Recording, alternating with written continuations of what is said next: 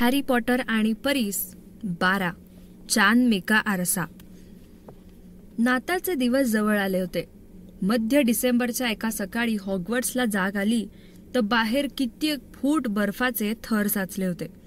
बाहेरचं तळं गोठून दगड झालं होतं आणि विजली जुळ्यांना बर्फांच्या गोळ्यांवर जादू करून ते क्विरलच्या मागे लावून पाठीकडून त्यांच्या फेट्यावर आपटण्याबद्दल शिक्षा झाली होती.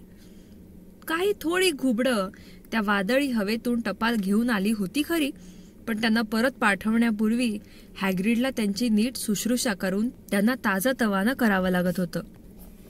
सुट्ट्या सुरू होण्याची वाट पाहणं कुणालाच नको होतं. ग्रायफिंडॉरचं दालन आणि मध्यवर्ती मोठं दालन शेकोट्या असल्यानं उबदार होतं, पण सारे जाण्या येण्याचे बोळ गार वाऱ्यांमुळे गारठले होते आणि बाहेरील सोसाट्याच्या वाऱ्याने वर्गांच्या खिडक्या खडखडत होत्या. तळघरातील प्रोफेसर स्नेपचे वर्ग तर फारच भयंकर होते. तिथे त्यांचे श्वास बाहेर पडताच धुक्यात परिवर्तित होत होते आणि म्हणूनच सारे जण आपल्या उबदार कढ्यांच्या शक्य तितक्या जवळ उभे राहण्याचा प्रयत्न करीत होते.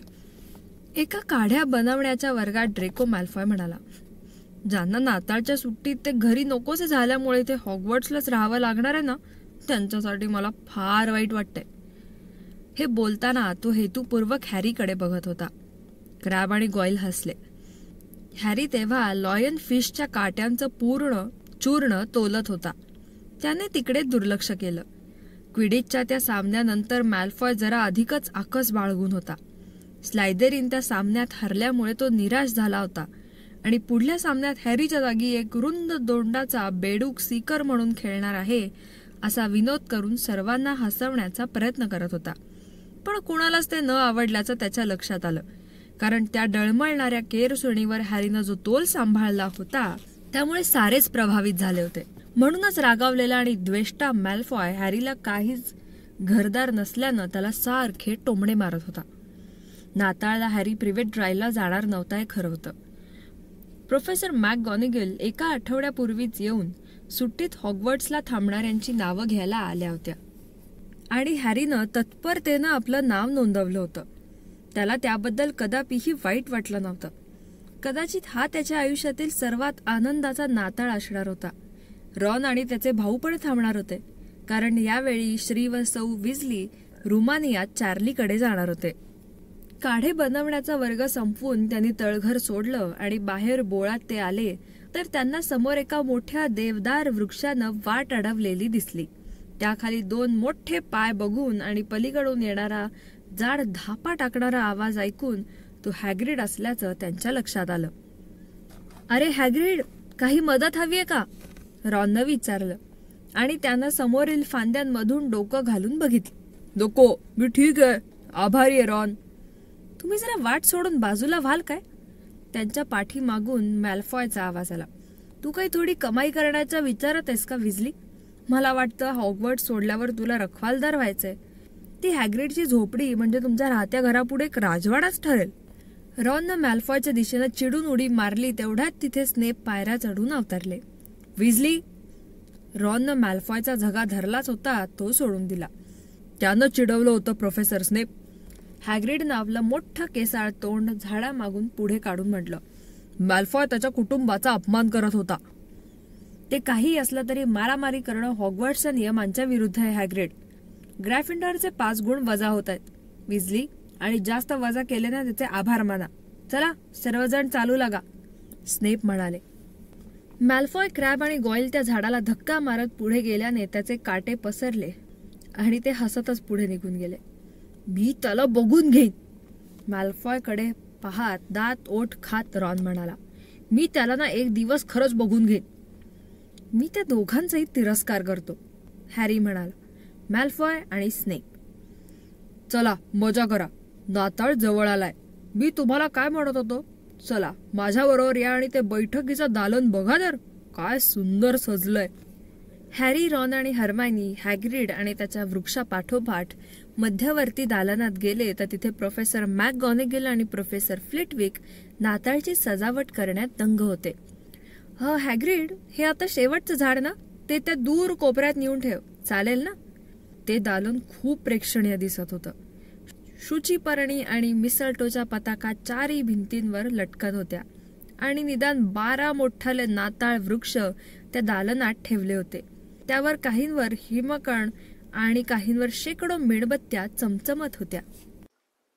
तुमच्या सुट्ट्या सुरू होण्यास अजून किती दिवस आहेत? हॅग्रिडनं विचारलं. फक्त एक. आणि बरी आठवण झाली. हॅरी आणि रॉन, आपल्याला जेवणाला अजून अर्धा तास आहे, आपण ग्रंथालयात जाऊया, हर्मायनी म्हणाली. हो, तू म्हणतेस ते बरोबर आहे. रॉननं प्रोफेसर फ्लिटविक वरून आपली दृष्टी दूर करीत म्हटलं.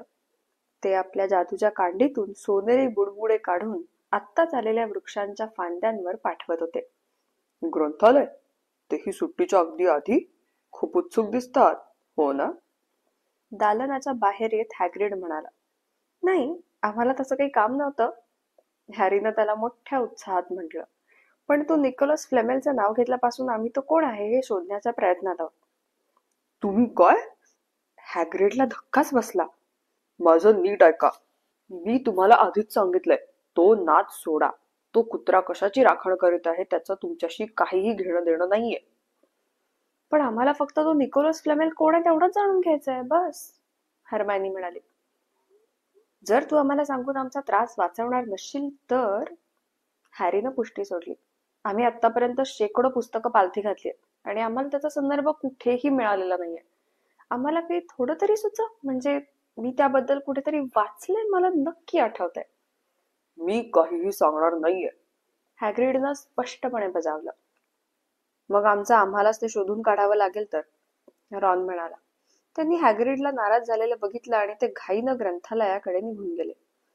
हॅग्रिडच्या तोंडून ते नाव चुकून निघाल्यापासूनच ते तिघही फ्लॅमेलची माहिती पुस्तकांमध्ये शोधत होते, कारण त्याशिवाय स्नेप काय चोरणार होता हे त्यांना कसं कळलं असतं. पण कुठून सुरुवात करावी हेच कळत नव्हतं, कारण फ्लेमेलनी आपलं नाव पुस्तकात यावं असं काय केलं होतं हे देखील तर त्यांना माहित नव्हतं. 20व्या शतकातील श्रेष्ठ जादूगार किंवा वर्तमान काळातील नामांकित जादूगारांची सूची यात कुठेही त्यांचा उल्लेख नव्हता. महत्वाचे आधुनिक जादूचे शोध किंवा चेटूक विद्येतील अर्वाचीन शोधांचा अभ्यास यातही तो नव्हता. पण ग्रंथालयाचं स्वरूपही तर प्रचंड होतं. शेकडो हजारो पुस्तकं, हजारो कपाटं, तशाच मोठ्या संख्येत त्यांच्या अरुंद रांगा. हर्मायनीनं आधीच विचार करून ठेवल्याप्रमाणे आपल्या संशोधनासाठी लागणाऱ्या विषयांची आणि पुस्तकांच्या नावांची यादी काढली, तर रॉननं पुस्तकाच्या रांगांमधून फिरता फिरता अंदाजाने कपाटातून पुस्तकं काढू लागला. हॅरी प्रतिबंधित विभागात फिरून पुस्तकं शोधू लागला. त्यात कुठे फ्लेमेलचं नाव आढळतंय का हे बघू लागला. दुर्दैव असं की प्रतिबंधित विभागातील पुस्तक हवं असल्यास शिक्षकाच्या स्वाक्षरीची चिठ्ठी असणं आवश्यक होतं आणि ती कधीच मिळणार नाही हे देखील त्याला माहित होतं. त्या विभागात शक्तिशाली काळ्या जादूच्या विषयांची पुस्तकं होती आणि तो विषय हॉगवर्ट्सला कधीच शिकवला जात नसे. ती पुस्तकं फक्त ज्येष्ठ विद्यार्थी काळ्या जादूंचा सामना या विषयाचा अभ्यास करण्यासाठी वाचत असत. तू काय शोधतोयस रे पोरा? नाही, काहीच नाही, हॅरी म्हणाला. ग्रंथमाल मॅडम पिन्सनं आपल्या हातातील पिसाची झाडणी त्याच्याकडे उगारीत म्हटलं. मग तू इथून बाहेर हो, चल बाहेर. आपल्याला आधीच काही चांगलं उत्तर सुचायला हवं असा मनात विचार करत हॅरी बाहेर आला. त्यानं रॉननं आणि हर्मायनीनं आधीच असं ठरवून ठेवलं की फ्लेमेलचा संदर्भ कुठे मिळेल हे मॅडम पिन्सना ते मुळीच विचारणार नाहीत. ती तो संदर्भ नक्की सांगेल याविषयी त्यांना खात्री होतीच, पण त्याबद्दल स्नेपनं सगळं कळण्याचा धोकाही तर होता. हॅरी बाहेर पोळात थांबून त्या दोघांनाही काही सापडलं का याची वाट पाहत होता, पण त्याबद्दल त्याला विशेष आशा वाटत नव्हती. गेला 15 ते शोध घेत होते, पण मधून मधून वर्गातही जावं लागत असल्याने त्यांना अजून काही हाती लागलं नव्हतं. खरं म्हणजे मॅडम पिन्सना काही पत्ता लागू न देता त्यांना सविस्तर शोध घ्यायचा होता. 5 मिनिटांनी रॉन आणि हर्मायनी पण नकारार्थी मान हलवत बाहेर आले. ते तिघही मग जेवणासाठी गेले. मी इथे नसतानाही तुम्ही दोघं आपला शोध चालू द्या आणि काही विशेष हाती लागताच माझ्याकडे घुबड पाठवा. कराल ना असंच? हर्मायनीनं विचारलं. आणि तू देखील हा फ्लेमेल कोण होता हे आपल्या आई वडिलांना विचारू शकतेस, त्यात काहीच धोका नाही, रॉन म्हणाला. त्यांना विचारण्यात काहीच धोका नाही, ते दोघही दाताचे डॉक्टर आहेत, हर्मायनी म्हणाली. सुट्ट्या सुरू झाल्या आणि रॉन व हॅरीला फ्लेमेल बद्दल विचार करायला भरपूर वेळ मिळू लागला. आता वसतिगृहात ते दोघच असायचे आणि मध्यवर्ती दालनही जवळजवळ रिकामच असायचं. त्यामुळे त्यांना शेकोटी समोर बसायला 2 चांगल्या आराम खुर्च्या मिळत. ते तिथे बसून त्यांना जे आवडेल आणि परवडेल ते खात बसायचे. पाव, क्रॅम्पेट्स, मार्शमेलोज ते काट्यावर ठेवून भाजून घ्यायचे आणि मॅल्फॉयची शाळेतून हकलपट्टी कशी होऊ शकेल याची योजना आखायचे आणि काहीच काम नसलं की त्यामुळे त्यांचं मनोरंजनही होत असे. रॉननं हॅरीला जादूचा बुद्धिबळाचा खेळही शिकवायला सुरुवात केली होती. तसा हा खेळ अगदी तंतोतंत मगल्सच्या बुद्धिबळासारखाच होता, पण यातील सोंगट्या जिवंत असल्याने तो खेळ युद्धभूमीवर सैन्यांची हालचाल करण्यासारखा वाटे. रॉन जवळचा पट आणि त्यावरील सोंगट्या खूप जुन्या आणि जीर्णावस्थेत होत्या. त्याच्याकडील अन्य सगळ्याच वस्तूंप्रमाणे हे देखील त्याच्या पूर्वी कुटुंबातील कोणाचं तरी असून आता त्याच्या वाट्याला आलं होतं. यावेळी तर ते त्याच्या आजोबांचं होतं. तरी पण त्या जुन्या सोंगट्या म्हणजे काही उणीव अशी मुळीच नव्हती. रॉन त्यांना इतकं चांगलं ओळखत होता की त्यांच्याकडून हवी ती चाल तो सहज करवू शकत असे. सीमस फिनिगननं उसन्या दिलेल्या सोंगट्यांनी हॅरी खेळत असे. त्यांचा हॅरीवर मुळीच विश्वास नव्हता. अजून तो काही फार चांगला बुद्धिबळ खेळाडूही झाला नव्हता आणि त्या नरदा त्याला वेगळ्याच उपदेश करीत राहिल्याने त्याचा गोंधळ उडत असे. मला तिथे पाठवू नकोस, तुला त्याचा घोडा दिसत नाहीये का? त्याला पाठव, तो गेला तरी आपल्याला चालेल. नाताळच्या आदल्या रात्री हॅरी अंथरुणात पडल्या पडल्या दुसऱ्या दिवशीच्या जेवणाची आणि गमतीची स्वप्न पाहत होता. पण त्याला कुठल्याही भेटवस्तूची मात्र मुळीच अपेक्षा नव्हती.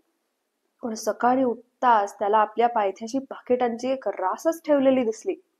नाताळच्या शुभेच्छा हॅरी, रॉन जरा झोपेतच म्हणाला. हॅरी धडपडत उठला आणि त्यानं आपला ड्रेसिंग गाऊन चढवला. तुला पण, हॅरी म्हणाला. जरा इकडे बघशील का? मला काही भेटवस्तू आल्यात. तुला काय अपेक्षा होती, मुळ्याची? रॉन म्हणाला आणि तो आपल्या भेटवस्तूंच्या राशीकडे वळाला. त्याला हॅरीपेक्षा बऱ्याच जास्त भेटवस्तू मिळाल्या होत्या. हॅरीनं अगदी वरचंच पाकिट उचललं. ते जाड बदामी कागदात गुंडाळलेलं असून त्यावर लिहिलं होतं, हॅरीला हॅग्रिड कडून. त्याच्या आत एक जरा ओबड धोबड असलेली लाकडी बासरी होती. हॅग्रिडनं अर्थातच ती स्वतः घडवली होती. हॅरीनं ती फुंकली तर त्यातून काहीसा घुबडासारखा आवाज निघाला. एक दुसरं अगदी लहान पाकिट असून त्यावर लिहिलं होतं, आम्हाला तुझा निरोप मिळाला आणि आम्ही तुझी नाताळची भेटवस्तू पाठवत आहोत. व्हर्नॉन काका आणि पेटुनिया मावशीकडून. त्या चिठ्ठीला चिकटपट्टीनं एक 50 पेन्सचं नाणं चिटकवलं होतं. हे तर फारच स्नेहाचं वागणं होतंय, हॅरी म्हणाला. रॉनला ते 50 पेन्स बघून गंमतच वाटली. विचित्रच दिसतंय. असा कसा आकार आहे हा? हे पैसे आहेत का? तो म्हणाला. तू हे ठेवू शकतोस, हॅरी म्हणाला. रॉनला आनंदी झालेला बघून त्याला जरा हसूच आलं. हॅग्रिड आणि माझी मावशी व काका, मग हे कोणी पाठवलं असेल?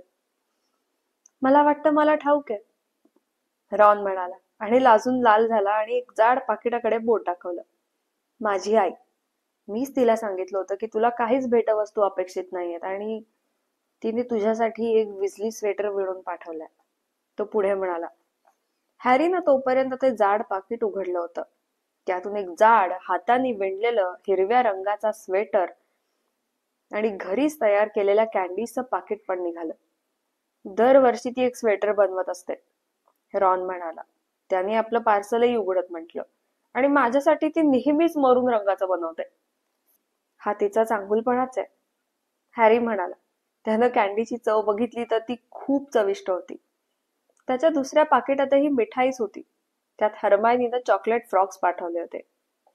आता फक्त एकच पार्सल राहिलं होतं. हॅरीनं ते उचललं, जरा चाचपडून बघितलं. ते खूप हलकं होतं.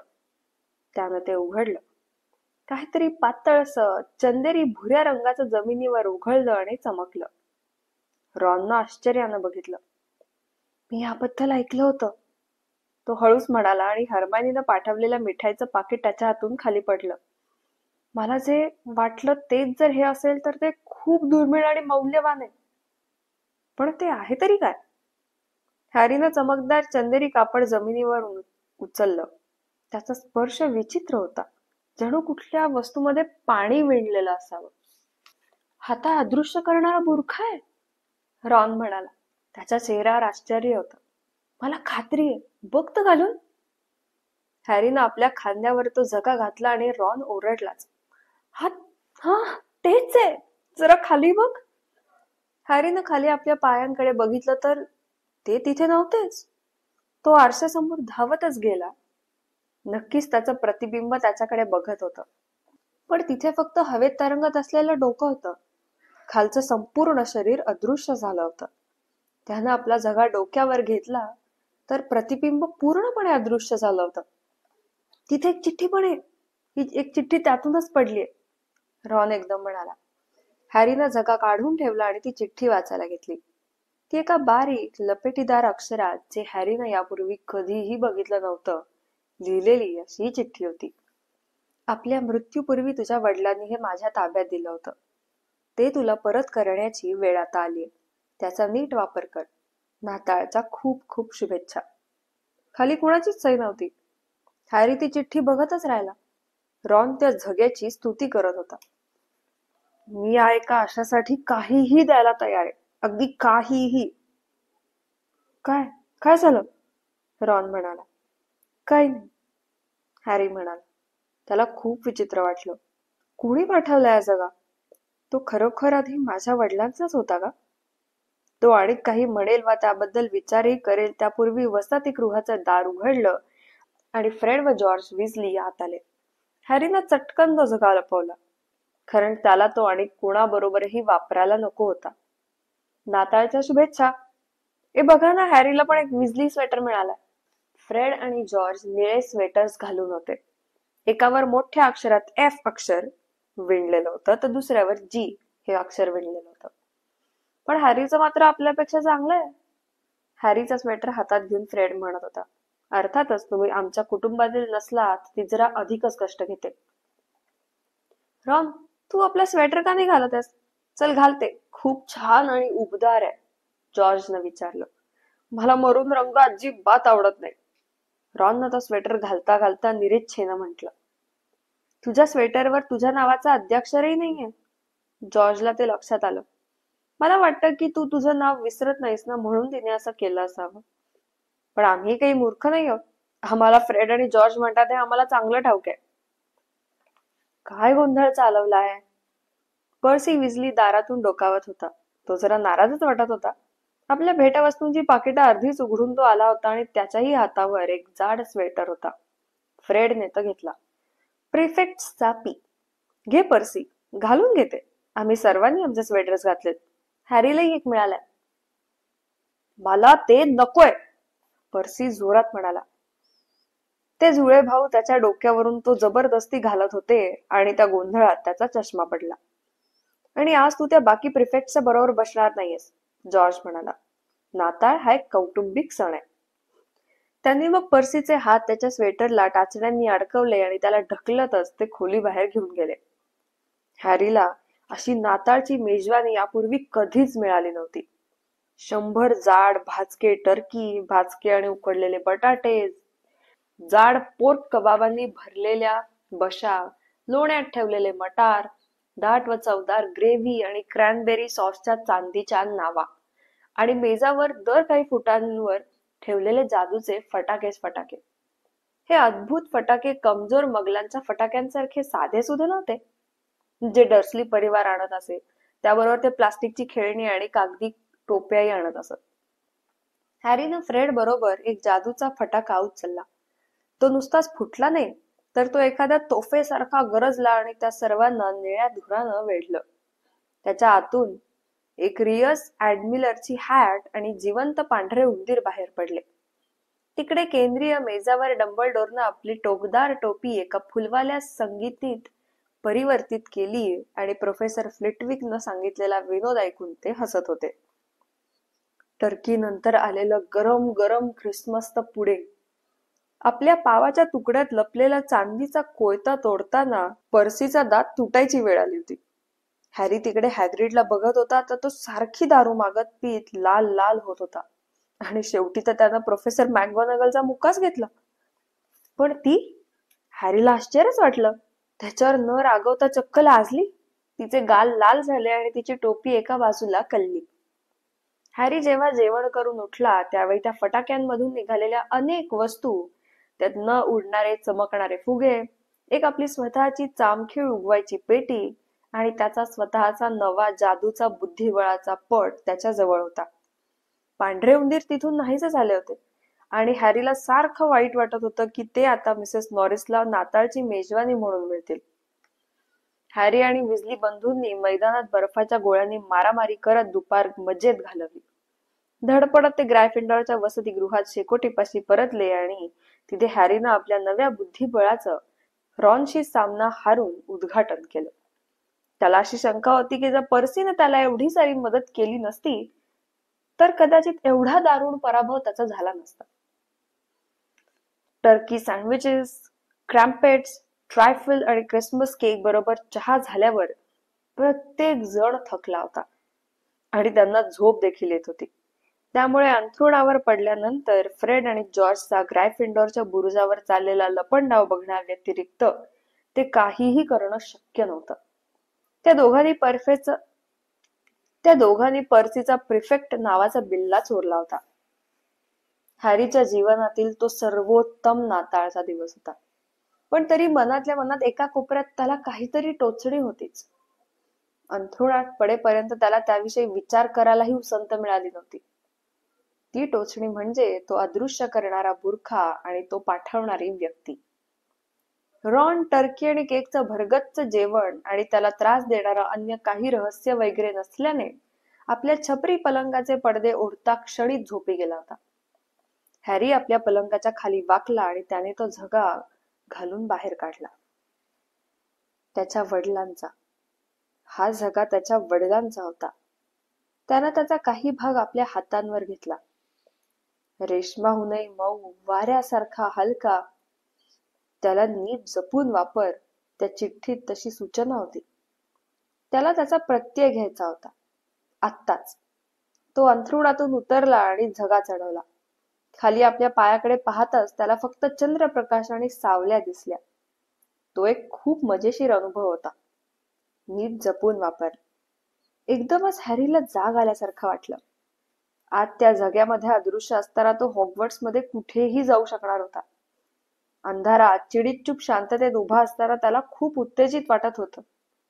तो आत्ता त्या अवस्थेत कुठेही, अगदी कुठेही जाऊ शकत होता आणि फिल्चला ते कधीच कळणार नव्हतं. रॉन झोपेतच जरा कणला. हॅरीला त्याला उठवावं का असं वाटलं, पण त्याला कुणीतरी त्या विचारांपासून मागे खेचलं. त्याच्या वडिलांचा तो झगा. त्याला यावेळी ते जाणवलं प्रथमच की त्यानं एकट्यानंच तो वापरायचा आहे. वसतिगृहातून बाहेर निघून तो जिना उतरला. मध्यवर्ती दालनातून तो पुढे गेला आणि तसबिरीच्या मागच्या बोगद्यात शिरला. कोण आहे ते? ती लठ्ठबाई विचारती झाली. हॅरी काहीच न बोलता घाईनं बोळातून पुढे निघून गेला. आता जावं तरी कुठे? तो थांबला. छाती धडधडू लागली आणि त्यानं विचार केला. एकदम त्याच्या डोक्यात प्रकाश पडला. ग्रंथालयातील प्रतिबंधित विभाग. तो आता मनसोक्त जेवढा वेळ हवा तेवढं वाचू शकणार होता. जोपर्यंत त्याला फ्लेमेल कोण होता हे कळत नाही तोपर्यंत. तो पुढे चालू लागला. अदृश्य करणारा झगा त्याच्या अंगाभोवती त्यानं अगदी घट्ट लपेटून घेतला होता. ग्रंथालयात गुडूप अंधार होता आणि यावेळी तिथं खूप भयान वाटत होतं. हॅरीने एक दिवा लावला आणि तो पुस्तकाच्या रांगांमधून मार्ग काढू लागला. त्याच्या हातातील दिवा हवेत तरंगत असल्यासारखा दिसत होता. हॅरीला जरी तो दिवा आपण हातात धरल्याचं जाणवत होतं तरी ते दृश्य त्याच्या मनात शिरशीर निर्माण करून गेलं. तो मर्यादित विभाग ग्रंथालयाच्या अगदी मागील बाजूस होता. तो विभाग आणि बाकी ग्रंथालय यांच्या सीमेवरील दोर काळजीपूर्वक पार करून त्यानं पुस्तकांची शीर्षक वाचण्यासाठी दिवा उंचावला. त्यावेळी त्याला विशेष बोध झाला नाही. त्यांची जुनी निळखत असलेली सोनेरी अक्षरं अशा भाषांमध्ये होती की हॅरी काहीच समजू शकत नव्हता. काहींना शीर्षकच नव्हती. एका पुस्तकावर तर असा एक काळा डाग होता की तो भयानक रक्ताचा असल्यासारखा वाटत होता. हॅरीच्या मानेवरील केस उभे राहिले. ती कदाचित त्याची कल्पना असेल नसेलही, पण त्याला असं वाटलं खरं की त्या पुस्तकातून काही कुजबुजल्याचा आवाज येतोय. जणू त्यांना तिथे कुणी नको असलेली व्यक्ती आल्याचं समजलं असावं. एक भेदक, रक्त गोठावणारी किंकाळी सगळी शांतता भेदून गेली. ते पुस्तकच किंचाळत होतं. हॅरीनं ते एकदम मिटलं, पण तरी ती किंकाळी येतच राहिली. पुन्हा पुन्हा आणि मोठ्याने, कर्णकटू, न थांबणारी, कांठळ्या बसवणारी किंचाळी. तो एकदम मागे सरकला आणि ते दिव्याला अडखळला. दिवा एकदम मालवला. हॅरी घाबरला होता. बोळातून येणारे पावलांचे आवाज त्यांनी ऐकले. पुस्तक पुन्हा कपाटात कोंबलं आणि त्याने पळ काढला. फिल्चला तो दारातच भेटला. फिल्च पांढरा पडला होता. त्याचे विस्फारलेले डोळे त्याच्या आर पार बघत होते. हॅरी त्याच्या आडव्या केलेल्या हातांखालून निसटला आणि बोळातून धावला. त्या पुस्तकांची किंकाळी त्याच्या कानात अजूनही घुमत होती. एका मोठ्या चिलखतापाशी तो एकदम थांबला. तो ग्रंथालयातून एवढ्या घाईनं बाहेर पडला होता की तो कुठे चाललाय याचं देखील त्याला भान नव्हतं. कदाचित अंधार असल्यामुळे तो कुठे आहे हेच त्याला कळेना. एक चिलखत स्वयंपाकघराजवळ असलेलं त्याला ठाऊक होतं, पण यावेळी तर तो त्यापेक्षा 5 मजले वर असावा. जर कोणी रात्रीचं भटकताना दिसलं किंवा कोणी ग्रंथालयाच्या मर्यादित विभागात आढळलं तर तुम्हीच मला सरळ तुमच्याकडे येण्यास सांगितलं होतं ना प्रोफेसर? हॅरीचा चेहरा पांढरा फटक पडला. तो कुठेही असला तरी फिल्चला जवळचा वाटा माहीत असणार, कारण त्याचा हलका मऊ आवाज आता जवळ येत होता. आणि धक्कादायक म्हणजे प्रोफेसर स्नेप त्या प्रश्नाचं उत्तर देत होते. मर्यादित विभाग का? मग ते फार दूर नसावेत. आपण त्यांना सहज पकडू शकतो. हॅरी आपल्या जागेवर स्थिर उभा राहिला. फिल्च आणि स्नेप कोपऱ्यावरून पुढे आले. ते अर्थातच त्याला बघू शकत नव्हते, पण तो बोळ जरा अरुंद होता आणि जर का ते फार जवळ आले तर ते त्याच्यावरच आपटतील, कारण तो जगा त्याला भरी वचनापासून तर वाचवू शकत नव्हता. तो शक्य तेवढ्या हळूवारपणे मागे सरकला. त्याच्या डाव्या बाजूला एक अर्धवट उघडं दार होतं. तेवढीच एक आशा होती. तो त्यातून हळूच सरकला. श्वास रोखून होता आणि दार न हलण्याचा त्यानं यशस्वी प्रयत्न केला होता. त्यांनी त्याला बघण्यापूर्वीच तो निसटू शकल्याने त्याने एक उसासा सोडला. ते त्याच्या जवळून पुढे गेले आणि हॅरी भिंतीला चिटकून श्वास रोखून उभा होता. त्यांच्या पावलांचा दूर होत बंद होणारा आवाज ऐकत होता. ते अगदी जवळ, खूप जवळ होतं. त्या खोलीत काय असेल याची जाणीव त्याला नुकतीच घेऊ लागली होती. तो एक वापरात नसलेला वर्ग वाटत होता. भिंती लगत रचून ठेवलेल्या डेस्क आणि खुर्च्यांच्या सावल्या तेवढ्या तिथे दिसत होत्या आणि एक उपडी करून ठेवलेली कचरा कुंडी. पण त्याच्या समोरच्या भिंतीवर असं काहीतरी होतं की जे तिथलं असल्यासारखं वाटतच नव्हतं. असं काहीतरी जे कुणीतरी बाजूला टाकून द्यावं म्हणून आणून ठेवल्यासारखं वाटत होतं. तो एक सुंदर आरसा होता. वर छतापर्यंत उंच असलेला, शोभिवंत सोनेरी चौकट असलेला, 2 पंजे असलेल्या पायांवर उभा होता. त्याच्या वरच्या बाजूस एक वाक्य लिहिलं होतं. तो व खदा हिनामका चिमतू रत हिना तवी खदा राहचे तफ चामतू मी. हे वाक्य उलट वाचायचं होतं. मी तुमचा फक्त चेहरा दाखवत नाही तर तुमची कामनाही दाखवतो. फिल्च आणि स्नेपचा आता जवळपास मागमूस नसल्याने त्याला जरा धीर आला होता. म्हणून हॅरी त्या आरशाजवळ सरकला. त्यानं त्यात बघितलं तर त्याचं प्रतिबिंब तिथे नव्हतंच. तो त्याच्या अगदी समोर गेला. आपली किंकाळी थांबवण्यासाठी त्यानं आपले दोन्ही हात आपल्या तोंडावर गच्च दाबून धरले. तो मागे वळाला आणि त्या पुस्तकांची किंकाळी ऐकली होती त्या वेळेपेक्षाही जोरानं त्याची छाती धडधडत होती. कारण त्यानं त्या आरशात फक्त स्वतःलाच बघितलं नव्हतं, तर आपल्या मागे उभे असलेली लोकांची गर्दीही बघितली होती. पण ती खोली तर रिकामी होती. जोरानं श्वास घेत तो पुन्हा एकदा हळूच त्या आरशाकडे सरकला. तो तिथं होता, त्याच्या प्रतिबिंबात, पांढरा आणि भ्यायलेला, पण तिथेच. त्याच्या प्रतिबिंबाच्या मागे किमान 10 जण होते. हॅरीनं आपल्या खांद्यावरून मागे बघितलं. तिथे कुणीच नव्हतं. की तेही सगळे त्याच्यासारखे अदृश्य होते. तो एखाद्या अदृश्य लोकांनीच भरलेल्या खोलीत असता नव्हता. आणि त्या आरशाची युक्ती म्हणजे साऱ्या अदृश्यांची व दृश्यांची प्रतिबिंब मात्र दाखवणं, असं तर नव्हतं ना? त्यानं पुन्हा आरशात बघितलं. त्याच्या प्रतिबिंबाच्या अगदी लगेच मागे उभी असलेली एक तरुणी त्याच्याकडे बघून स्मित हास्य करत होती आणि त्याला हाताने खुणावीत होती. त्यानं आपला हात मागे गेला तर तो नुसता हवेतच फिरला. ती जर खरोखर तिथे असती तर तिला त्याचा स्पर्श झाला असता, इतके एकमेकांजवळ त्यांची प्रतिबिंब होती. पण त्याला फक्त हवाच जाणवली. म्हणजे ती तरुणी आणि ते लोक फक्त त्या आरशातच अस्तित्वात होते. ती एक खूपच सुंदर तरुणी होती. काळेभोर केस आणि तिचे डोळे, ते तर अगदी माझ्यासारखेच होते. हॅरीला वाटलं. तो आणिक आरशाजवळ सरकला. चमकदार हिरवे, अगदी तोच आकार. पण मग त्याच्या लक्षात आलं की ती रडत होती, हसत होती. हसता हसता रडत होती. रडता रडता हसत होती. तिथे एक उंच, सडपातळ, काळ्या केसांचा तरुण तिच्या जवळ उभा होता. त्यानं तिला जवळ घेतलं होतं. त्याचे केस अगदी हॅरीप्रमाणेच, मागे चिकटलेले. हॅरी आता त्या आरशाच्या इतक्या जवळ आला होता की त्याचं नाक त्यांच्या प्रतिबिंबाच्या नाकाला टेकलं होतं.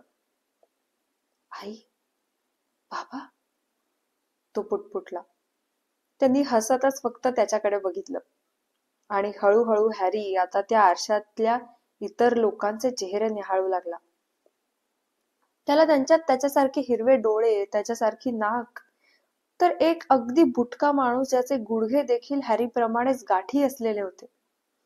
हॅरी आयुष्यात प्रथमच आपलाच परिवार बघत होता. सगळी पॉटर मंडळी हसली. त्यांनी हॅरीला अभिवादन केलं आणि तो आधाशासारखा त्यांना बघतच राहिला. त्याचे हात त्या आरशावर असे टेकले होते की जणू तो त्या आरशात शिरून त्या सगळ्यांना भेटू इच्छित होता. अर्धवट आनंद, अर्धवट प्रचंड दुःख अशा मिश्रित भावनेनं त्याला आतून खूप वेदना जाणवत होत्या. तो तिथं किती वेळ उभा होता त्याचं त्यालाच कळलं नाही. ती प्रतिबिंब काही फिक्की पुसट झाली नाही आणि तो तिकडे बघतच राहिला, बघतच राहिला. दुरून येणाऱ्या आवाजाने तो एकदम भानावर आला आणि तो तिथे थांबू शकत नव्हता. त्याला पुन्हा आपल्या अंथरुणावर जायला हवं होतं. त्यानं आपल्या आईच्या चेहऱ्यावरून दृष्टी हलवली आणि पुटपुटला, मी पुन्हा येईन, आणि निघून गेला. तू मला उठवायला हवं होतंस, रॉन म्हणाला. तू आज रात्री येऊ शकतोस ना, मी परत जाणार आहे. मला तो आरसा तुला दाखवायचा आहे. मला तुझे आई बाबा बघायला आवडेल, रॉन उत्सुकतेनं म्हणाला. आणि मला तुमचा सारा परिवार बघायचा आहे, सगळे विजली लोक. तू मला त्यात तुझे दुसरे भाऊ आणि अन्य लोक दाखवू शकशील. तू त्यांना कधीही बघू शकतोस, रॉन म्हणाला. या उन्हाळ्याच्या सुट्टीत तू आमच्या घरी चल. पण तो आरसा कदाचित फक्त मृत लोक दाखवीत असेल. पण फ्लेमेल बद्दल मात्र काही कळलं नाही याचं दुःख वाटतंय. थोडं बेकन किंवा काहीतरी खाऊन घे. तू काहीच का खात नाहीयेस? हॅरी खाऊच शकला नाही. त्यांना आपल्या आई बाबांना बघितलं होतं आणि आज रात्री तो त्यांना पुन्हा बघणार होता. तो फ्लेमेलला तर अगदी विसरलाच होता. त्याला आता ते एवढं महत्वाचं वाटतच नव्हतं. तो 3 डोकावाल्या कुत्रा कशाची राखण करत होता त्याची त्याला चिंता कशाला? आणि स्नेपनं ते खरोखर चोरलं तर काय होणार होतं? तू ठीक आहेस ना? तू बरोबर दिसत नाहीयेस, रॉननं विचारलं. हॅरीच्या मनात ही भीती होती की तो ती आरसावाली खोली पुन्हा शोधूच शकणार नाही. आता रॉन देखील त्या जगात झाकला असल्याने त्यांना त्या दुसऱ्या रात्री आणखीच हळू चालावं लागत होतं. त्यांनी ग्रंथालयापासून हॅरीनं घेतलेली वाट पुन्हा पकडली. ते जवळजवळ तास अंधारलेल्या मार्गाने भटकत राहिले. मी अगदी गारठलोय, आपण ते विसरू आणि परत जाऊ, रॉन म्हणाला. नाही, मला माहितीये ते इथेच कुठेतरी आहे, हॅरी म्हणाला. एक उंच चेटकिडीचं भूत तेवढ्या त्यांच्या विरुद्ध दिशेने उडत जाताना त्यांना दिसलं, पण त्याच्याशिवाय कुणीही नाही. रॉन आपले पाय अगदी गार आणि गोठलेले झाल्याची तक्रार करतच होता आणि तेवढ्यात हॅरीला ते चिलखत दिसलं. ते इथेच आहे, अगदी इथेच. हो ना? त्यांनी ते दार उघडलं. हॅरीनं आपल्या खांद्यावरून तो झगा खाली टाकला आणि तो त्या आरशाकडे धावला. ते तिथेच होते. त्याचे आई बाबा त्याच्याकडे बघतच हसत होते. बघितलंस? हॅरी म्हणाला. मी काहीच पाहू शकत नाहीये. बघ, बघ त्या सगळ्यांकडे, ते सारे आहेत. मला फक्त तू दिसतोयस हॅरी. जरा नीट बघ ना, असं माझ्यापाशी उभा राहा. हॅरी बाजूला सरकला, पण आरशाच्या अगदी समोर रॉन उभा असताना देखील त्याला त्याचे लोक दिसत नव्हते. फक्त एक पायजमा घातलेला रॉन तेवढा दिसत होता. रॉन मात्र आपल्या प्रतिबिंबाकडे पाहण्यात मग्न होता. माझ्याकडे बघ, रॉन म्हणाला. तुझ्या आसपास तुमचा परिवार उभा असलेला तुला दिसतोय? नाही, पण मी फक्त एकटाच आहे. पण मी वेगळा दिसतोय. मी वयस्कर दिसतोय. मी मी हेडबॉय झालोय. काय? मी मी बिल लावायचा तसा बिल्ला लावलाय. आणि मी तो गृहचषक हातात घेतला आणि क्विडिच कप देखील. मी क्विडिच कर्णधारही झालोय. रॉनने एकदम आश्चर्यानं हॅरीकडे बघितलं. हा असा भविष्य देखील दाखवतो असं वाटतंय का तुला? ते कसं शक्य आहे रॉन? माझे सारे कुटुंबीय आता मेलेले आहेत. मला पुन्हा एकदा बघू दे बरं. काल रात्री तर सारा वेळ तू एकट्यानेच बघितलंस ना? आता मला थोडा अधिक वेळ दे ना. तू तर फक्त क्विडिच चषक घेऊन येस, त्यात एवढं काय आकर्षक आहे? मला माझे आई बाबा बघायचेत. मला ढकलू नकोस. बाहेर बोळात झालेल्या गलक्याने त्यांचा वाद थांबला. ते किती मोठ्याने बोलत होते याचं त्यांना भानच नव्हतं. लवकर! मिसेस नॉरिसचे डोळे दारातून चमकले त्यापूर्वीच रॉननं तो जगात दोघांच्या अंगावरून घेतला. रॉन व हॅरी अगदी स्थिर उभे होते. दोघांच्याही मनात फक्त एकच विचार होता. त्या जग्याचा मांजरीवर परिणाम होतो ना? ती बघत होती तो काळ त्यांना एका युगासारखा मोठा भासला. शेवटी ती वळली आणि निघून गेली. इथं आता सुरक्षित नाहीये. ती कदाचित फिलिशला बघायला गेली असावी. तिनं आपलं बोलणं नक्की ऐकलंय. चल! आणि रॉननं हॅरीला खोरी बाहेर खेचून काढलं. दुसऱ्या दिवशी सकाळी देखील बर्फ वितळलं नव्हतं. बुद्धिबळ खेळूया का हॅरी? रॉननं विचारलं. नाही. मग आपण खाली जाऊन हॅग्रिडला भेटायचं? नाही, तू जा. तू कशाचा विचार करतोयस हे मला माहित आहे हॅरी, पण आज रात्री नको जाऊस. का नको? ठाऊक नाही, पण मला त्याच्याबद्दल काहीतरी अशुभ वाटतंय. आणि तुझी तर बऱ्याच वेळा अगदी थोडक्यात सुटका झालीये. फिल्च, स्नेप आणि मिसेस नॉरिस सारखे फिरून शोध घेत आहेत. ते तुला बघू शकत नसले म्हणून काय झालं? आणि ते तुला येऊन धडकलेस तर? आणि तूच कशावर आपटून धडपडलास तर? तू हरमायनी सारखं बोलतोयस. मी अगदी गंभीर आहे हॅरी. जाऊ नकोस. पण हॅरीच्या मनात मात्र एकच विचार घोळत होता, आणि तो म्हणजे पुन्हा त्या आरशासमोर जायचं आणि रॉन त्याला थोपवू शकणार नव्हता. तिसऱ्या रात्री मात्र त्याला वाट बरीच लवकर सापडली. तो अगदी झपझप चालत होता आणि शहाणपणाचा ठरेल त्याहून अधिकच आवाज होत होता. पण त्याला वाटेत कुणीच भेटलं नाही. आणि तिथे पुन्हा त्याचे आई बाबा त्याच्याकडे बघून हसत होते आणि त्याचे एक आजोबाही आनंदानं मान डोलावित होते. हॅरीनं तिथेच आरशासमोर बसकणच मारली. त्याला आता रात्रभर त्याच्या परिवारासोबत थांबण्या वाचून कोणीही अडवणार नव्हतं. कोणीही नाही. पण तर तू पुन्हा आलास हॅरी? हॅरीला आपलं पूर्ण शरीर गोठल्यासारखं वाटलं. त्याने मागे वळून बघितलं. भिंतीजवळ असलेल्या एका डेस्कवर दुसरं तिसरं कुणीही बसलेलं नसून स्वतः अल्बस डंबलडोर बसले होते. तिथं येण्यासाठी तो इतका अधीर झाला होता की त्यांच्या समोरूनच आला असला तरी त्याला ते कळलं नव्हतं. मी मी आपल्याला बघितलंच नव्हतं सर. अदृश्य होता तुला जवळचंही दिसेनासं झालंय, डंबलडोर म्हणाले. पण ते हसत असल्यानं हॅरीच्या जीवात जीव आला. तर मग? डेस्कवरून उतरून हॅरी जवळ खाली बसत डंबलडोर म्हणाले. तू तुझ्यासारख्याच शेकडो या पूर्वीच्या विद्यार्थ्यांप्रमाणे या इच्छादर्शी आरशाचा आनंद शोधून काढला आहेस तर? मला त्याचं हे नाव असल्याचं ठाऊक नव्हतं सर. पण मला वाटतं तो काय करतो हे तर तुला आता समजलं असावं. हो ना? तो मला माझा परिवार दाखवतो. आणि तुझ्या मित्राला रॉनला त्यानं तो हेडबॉय असल्याचं दाखवलं होतं. आपल्याला हे कसं कळलं? मला अदृश्य व्हायला बुरख्याची गरज नसते, डंबलडोर हळूच म्हणाले. आता तो आरसा आपल्याला काय काय दाखवू शकतो ते तर तुला कळलंच असावं, हो ना?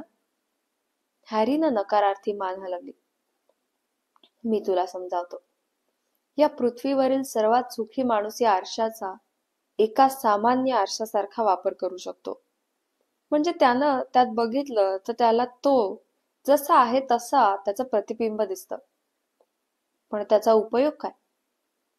हॅरीनं थोडा विचार केला, मग हळूच म्हणाला, तो आपल्याला जे हवं ते, अगदी जे काही हवं हे ते दाखवतो. हो पण आणि नाही पण, डंबलडोर शांतपणे म्हणाले. तो आपल्याला आपल्या मनातील अगदी आत इच्छा असेल तेवढंच दाखवतो. त्याहून काही जास्त नाही आणि काही कमीही नाही. तू कधी आपल्या परिवाराला बघितलंच नाहीस, म्हणून त्यांना आपल्या भोवती असं उभे असलेलं बघतोस. रोनाल्ड विजली आपल्या भावांपुढे नेहमी फिका पडतो, एकटाच. पण हा आरसा आपल्याला कधीही ज्ञान किंवा सत्य सांगत नाही. त्यात जे काही दिसलं ते बघून लोकांनी आपला वेळ फुकट घालवलाय आणि काही तर त्यात बघितलेलं खरं किंवा शक्य तरी आहे का हे न समजल्यानं अक्षरशः वेडे झालेत. हा आरसा उद्या नवीन जागेत हलवला जाणार आहे हॅरी, आणि मी तुला त्याचा शोध घेऊ नकोस असंच सांगतोय. जर तू कधी त्याच्या समोर आलास तरी आता तू सावध असशील. स्वप्नात वावरून खरं जीवन जगण्याचं विसरणं चांगलं नव्हे, लक्षात असू दे. आणि आता तू तुझा तो छानसा जगा पांघरून पुन्हा झोपायला का जात नाहीस? हॅरी उठून उभा राहिला. सर, प्रोफेसर डंबलडोर, मी आपल्याला काही विचारू का? अर्थातच, तू आत्ताच तसं तर केलंयस. पण तू मला आणखी एक गोष्ट तरी नक्की विचार, डंबलडोर हसून म्हणाले. आपण त्या आरशात बघितल्यावर आपल्याला त्यात काय दिसतं? मी मी त्यात माझ्या हातात एक जाड उनी मोजांचा जोड घातलेला दिसलं. हॅरी बघतच राहिला. आपल्याजवळ पुरेसे मोजे कधीच नसतात, डंबलडोर म्हणाले. पुन्हा एक नाताळ आला आणि गेला, आणि मला एक देखील जोड मिळाला नाही. लोक मला पुस्तकच देत असतात. पुन्हा अंथरुणात जाऊन पडल्यावर हॅरीला वाटलं की डंबलडोर अगदी संपूर्ण खरं बोलत नसावेत. पण आपल्या उशी खालून स्कॅबर्सना हकलत असताना त्याच्या मनात आलं की ती त्यांची अगदीच खाजगी बाब होती.